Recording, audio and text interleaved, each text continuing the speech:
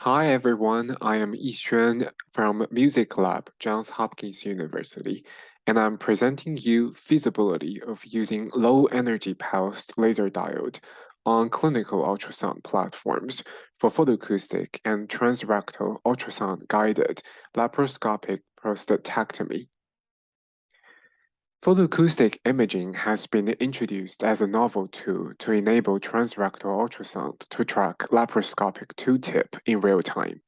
In laparoscopic prostatectomy, TRAS provides anatomical contour of the prostate to permit individualized and precise dissection.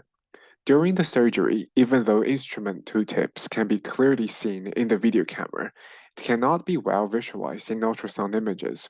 Therefore, a previous work introduced PA point markers to enable real-time registration between the camera view and the TRAS coordinate so that tool-tips can be tracked in TRAS images. As we can see in this application, all we are looking for in PA images are simply point markers. To lower the cost and to compact the system, we hope to minimize the hardware of PA.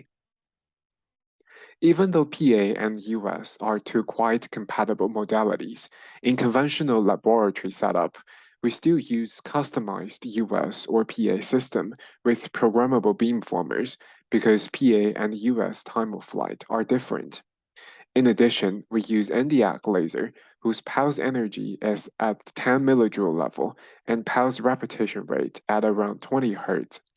In this work, instead of customizing a new system and using a bulky laser, we propose to employ PA imaging as an add-on to clinical US platforms by leveraging a pulsed laser diode with low pulse energy at microjoule level, but high pulse repetition rate up to 1 MHz.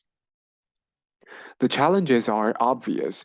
First, on clinical US platforms, beamformers are inaccessible. In other words, PA signals are beamformed by US beamformers, and we can only acquire this wrongly beamformed data. Second, the PLD has very low energy, which is 10 to the third to fourth power, lower than convention. This work tackles the two challenges and shows the feasibility of using low-energy PLD for PA point marker imaging on clinical US systems. Specifically, we test the previously reported beamforming method called SPARE to reconstruct PA images from wrongly beamformed ultrasound beamformed signal.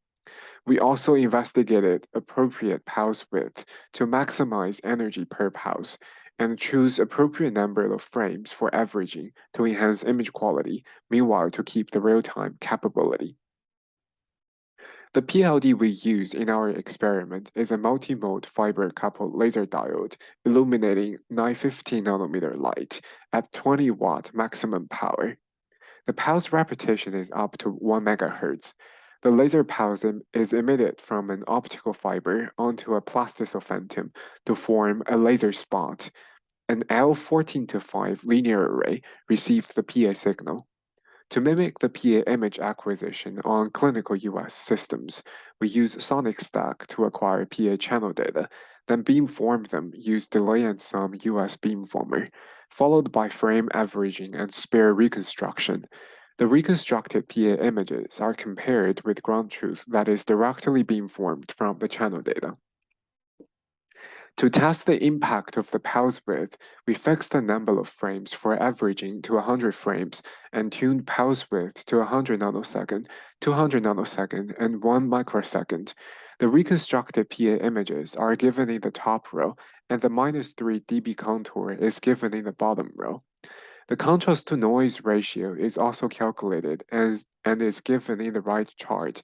As the pulse width increases, the image resolution is slightly enhanced, meanwhile the CNR significantly increases. To test the impact of frame averaging, we fixed the pulse width at 200 nanosecond and used 4, 25, 49, and 100 frames for averaging.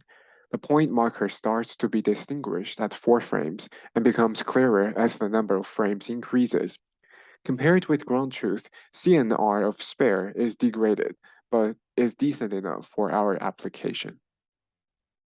In conclusion, wider laser pulses slightly increases image resolution and significantly increases CNR.